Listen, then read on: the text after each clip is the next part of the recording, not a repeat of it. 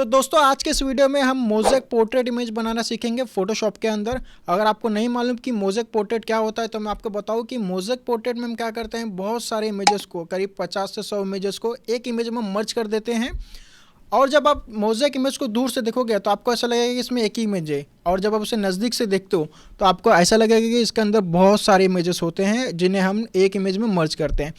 अक्सर लोग अपनी फैमिली के जो फ़ोटोज़ होते हैं, फंक्शन होते हैं, या फिर कोई इवेंट वगैरह हो गया, या फिर कोई ट्रिप वगैरह के कोई फ़ोटोज़ वगैरह है, उनका एक मोज़ेक पोर्ट्रेट क्रिएट करते हैं और उसका फ्रेम बना के उसको यूज़ करते हैं। वैसे मोज़ेक पोर्ट्रेट इमेज को हम काफ़ी तरीके से बना सकते हैं। कुछ वेबसाइट है, कुछ ऐप्स है जिनमें कुछ पेड फ्री भी हैं, लेकिन मैं आज फोटोशॉप में आपको बताऊंगा कि हम मोज़ेक पोर्ट्रेट इमेजेस कैसे बना सकते हैं। तो दोस्तों स्वागत है आपका रियल ट्यूटोरियल चैनल पे। मैं हूं रामजन शर्मा। चलिए शुरू करते हैं फोटोशॉप में मोज़ेक इमेज को बनाना। तो मोज़ेक इफेक्ट लगाने के लिए मुझे एक पैटर्न क्रिएट करना पड़ेगा, और वो पैटर्न क्रिएट करने के लिए आपको क्या करना होगा, जितने भी आपके इमेजेस है, ढेर सारे इमेजेस है, उनको एक फोल्डर में स्टोर करके रख लेना है।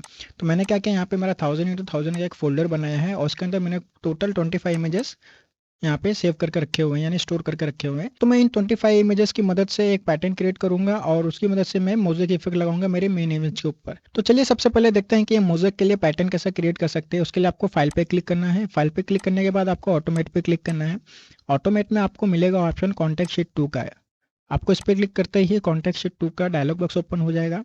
डायलॉग बॉक्स में आपको यहाँ पे सबसे पहले सोर्स इमेजेस का ऑप्शन दिख रहा है। यहाँ पे आपको यूज़ में फ़ोल्डर सेलेक्ट करना है, और चूज़ में आपको वो फ़ोल्डर सेलेक्ट करना है जिसके अंदर आपके इमेजेस रखे हुए हैं। तो मेरा जो इमेजेस है यहाँ पे रामजोन फ़ोल्डर के अंदर 1000x1000 के फ़ोल्डर में रखे हुए हैं। तो मैं इसे सेलेक्ट कर लेता हूँ। सेलेक्ट करने के बाद इंक्लूड सब फोल्डर का ऑप्शन दिख रहा है, इसको अनटिक ही रखें। अगर आपके फोल्डर के अंदर कोई सब फोल्डर जिसके अंदर इमेजेस है तो उसे भी आप लेना चाहते हैं तो इस ऑप्शन को टिक कर सकते हैं। फिलहाल मेरे पास कोई ऐसा सब फोल्डर नहीं है जिसमें कोई इमेजेस है, तो मैं इसे अनटिक रखूंगा। और नीचे कुछ ऑप्शन है, यहाँ पे आपको ध्यान देना है। तो यहाँ पे डॉक्यूमेंट का ऑप्शन दिख रहा है आपको। डॉक्यूमेंट में आपको क्या करना है, यूनिट्स में इंचेस ही रखना है, और विड्थ और हाइट यहाँ पे 5x5 मैंने पहले से दे रखा हुआ है। तो मैं यहाँ पे 5x5 इसलिए रख रहा हूँ क्योंकि जो मेरी इमेज की साइज है वो 1000x1000 है। तो मेरे पास जितनी भी 25 इमेजेस हैं, मैंने उन इमेजेस को पहले ही रीसाइज करके रखा हुआ है 1000 विड्थ और 1000 हाइट के अकॉर्डिंग। तो मैं क्या चाहता हूँ, सारे इमेजेस ऑटोमेटिक एडजस्ट हो जाए ताकि मुझे बाद में काम ना करना पड़े उसके ऊपर। तो मैंने यहाँ पे पहले से रिसर्च करके, इसलिए मैं यहाँ पे विड्थ को 5 और हाइट को 5 रखूंगा। फ्लैटन और लेयर्स को आप अनटिक कर दीजिए, क्योंकि अगर बाद में हमें किसी इमेज को वहाँ पे एडजस्ट करना है पैटर्न में, तो उसके लिए हमें इस ऑप्शन को अनटिक करके रखना होगा। बाकी किसी चीज़ों को हम छेड़ेंगे नहीं। उसके बाद सीधा हम आगे जाएंगे थंबनेल के अंदर।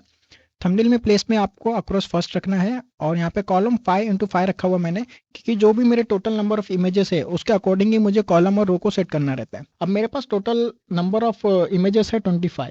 तो यहाँ पे इसके लिए मैंने 5 कॉलम रखा है और 5 रोज रखा हुआ है, तो जिनका मल्टीप्लिकेशन होगा इक्वल टू 25। अगर आपके पास 100 इमेजेस है तो आप यहाँ पे 10x10 रख सकते हैं, और आपके पास अगर 50 इमेजेस है तो आप 10x5 का भी कॉलम रो सेट कर सकते हैं। तो मेरे पास 25 इमेजेस है, इसलिए मैं 5 कॉलम और 5 रो रखा हुआ है।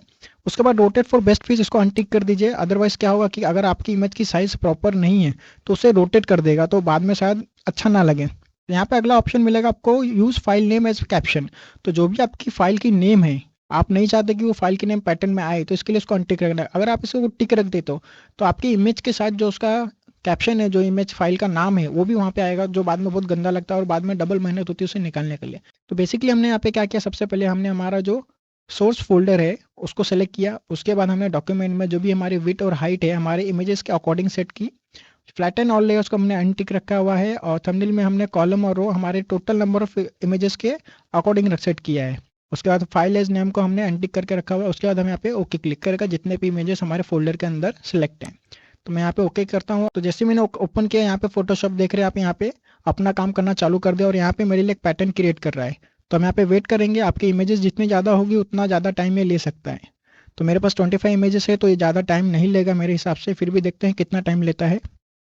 तो यहाँ पे आप देख रहे हैं कि 5 रोज और 5 कॉलम के अकॉर्डिंग मेरे इमेजेस सेट हो गई, और यहाँ पे मेरा एक पैटर्न क्रिएट हो गया है। तो इन्हीं पैटर्न की मदद से मैं मोज़ेक बनाऊंगा। तो मैं यहाँ पे जो भी मेरा पैटर्न बना रहा हूँ वो छोटा ही बना रहा हूँ। तो मैंने 5 का रो लिया और 5 का कॉलम भी मैंने यहाँ पे सेट करके रखा हूँ। मैं ज़्यादा बड़ा नहीं बनाना चाहता, उससे क्या होगा कि फोटोशॉप उतना टाइम लगा क्रिएट करने में। तो मैंने 25 इमेजेस रखे थे, जिसकी मदद से यहाँ पे सब सेट हो गया है। 5 कॉलम में मेरे 5 इमेजेस सेट हुए हैं, और 5 कॉलम में मेरे 5 इमेज सेट हुए हैं।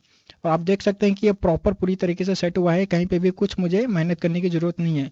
अगर आप आपके इमेजेस साइज़ के अकॉर्डिंग नहीं है तो वहाँ पे आपको थोड़ा बहुत रीसाइजिंग करना पड़ सकता है। उसके लिए आप जब भी रीसाइज़ करेंगे आप ध्यान दें कि यहाँ पे जो भी आपका मास्किंग है उसको अनचेक करके करें, अदरवाइज़ जो अनमास्किंग का स्पेस है वो भी बढ़ता चला जाएगा उसके साथ। तो हमारा जो भी ये कॉन्टेक्स्ट शीट है उसे हम पैटर्न में कन्वर्ट करेंगे। तो उसके लिए हम क्या करेंगे, एडिट में जाएँगे और यहाँ पे हम डिफाइन पैटर्न पे क्लिक करेंगे। ओके, यहाँ पे आप चाहे तो नाम दे सकते, फिलहाल मैं कॉन्टेक्स्ट शीट ही रखूंगा और मैं इसे ओके कर दूंगा। तो ये मोज़ेक के लिए जो भी पैटर्न था वो हमारा क्रिएट हो गया। तब हम जाएंगे हमारे मेन इमेज में। तो दोस्तों हमने हमारे मोज़ेक इफेक्ट के लिए पैटर्न तो क्रिएट कर लिया है, लेकिन चलिए उसे अब मेन इमेज पे अप्लाई करके देखते हैं। तो उसके लिए आपको करना है, हमारे मेन इमेज पे आएंगे हम और यहाँ पे आपको नीचे ऑप्शन दिखेगा एडजस्टमेंट लेयर का, जिसके ऊपर हम राइट क्लिक करेंगे और यहाँ पे हम पैटर्न को सिलेक्ट करेंगे।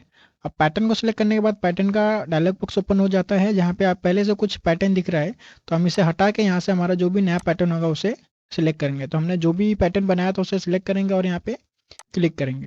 उसके बाद जो स्केलिंग है उसको थोड़ा ध्यान देना है। तो स्केलिंग बेसिकली अगर आपके पास ज़्यादा इमेजेस आपने यूज़ किए हैं तो आप स्केलिंग ज़्यादा रखेंगे तो ठीक रहता है, और यहाँ पे अगर आपने कम इमेजेस यूज़ किए हैं तो यहाँ पे कम ही रखें।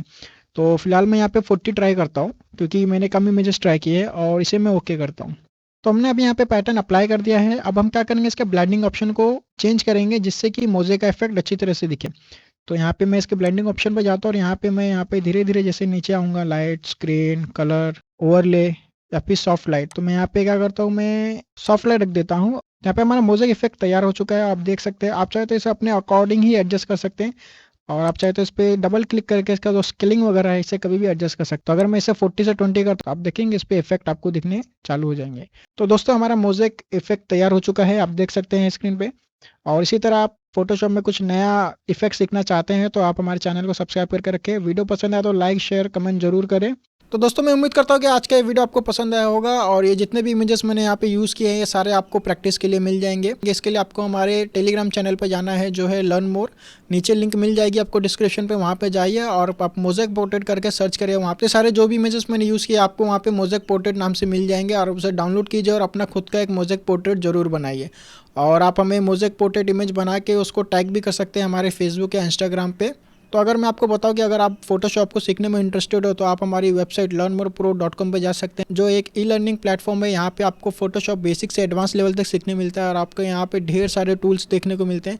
आप डिस्क्रिप्शन में जाके टॉपिक को देख सकते हैं कि वहाँ पे कौन कौन से टॉपिक्स आपको कवर किए जाएंगे, कौन कौन से टूल्स के बारे में मिलेगा और आपको अलग अलग टाइप के इफेक्ट के बारे में भी सीखने को मिलता है। तो मैं आपको फिर मिलूंगा कुछ नए इंटरेस्टिंग इफेक्ट्स के साथ, टॉपिक्स के साथ। तो चलिए फिर मिलेंगे अगले वीडियो के अंदर। Bye bye.